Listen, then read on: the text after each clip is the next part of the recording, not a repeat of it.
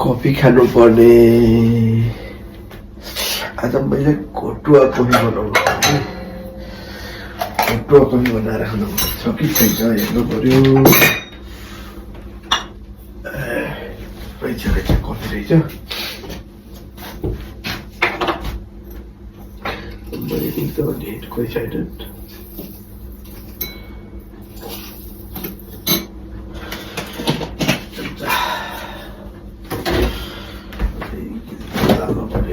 फ्रिजबाट दुध निकाल्यो।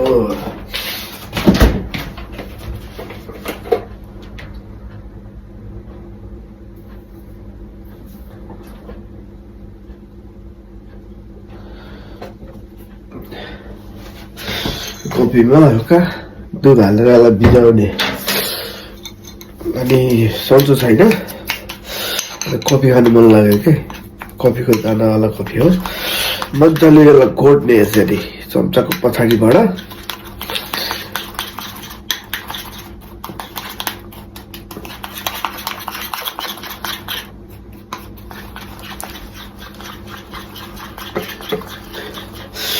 नेपालमा घोटुवा कफी भन्छ। यहाँ चाहिँ यस्तो बनाएर खान्छन्, रेडिमेड पाइन्छ हुडीमा। यस्तो हुँदैछ है। यसलाई 5 मिनट जति घोटेपछि यसमा यो सुगर फ्री चिनी हो। तपाईँ अर्को सेतो चिनी पनि मिसाउन सक्नुहुन्छ होइन। अब यो राखेको थियो बढ्दै बढ्दै बढ्दै जान्छ, रङ चेन्ज भइसक्यो। मिठो खानालाई त मेहनत गर्नै पर्यो नि। यो दुधमा 1 चम्मच निराको दाइ गरेर बाटो पाकिहाल्यो। त्यसलाई हेर्नुहोस् है, घटुवा कफी भन्छ यसलाई।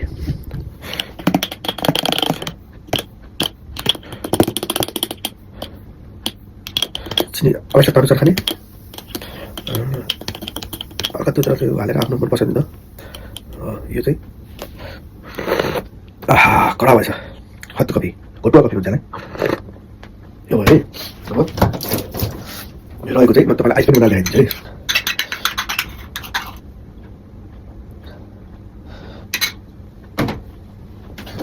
आगै बनाइहाल्दै मैले यसो आइस कफी खानलाई मसँग चिसो छैन। यसरी चाहिँ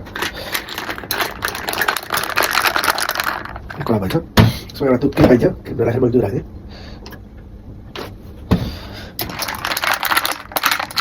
कफी भनेको कफी, आइस कफी यस्तो हाल्ने खाने। यो भयो आइस कफी, यो भयो हत्तु कफी। जाडोको समयमा तातो मन पर्नेलाई हत्तो, चिसो मन पर्नेलाई आइस। हस् धन्यवाद। मिठो छ। यो मजै आएको छ।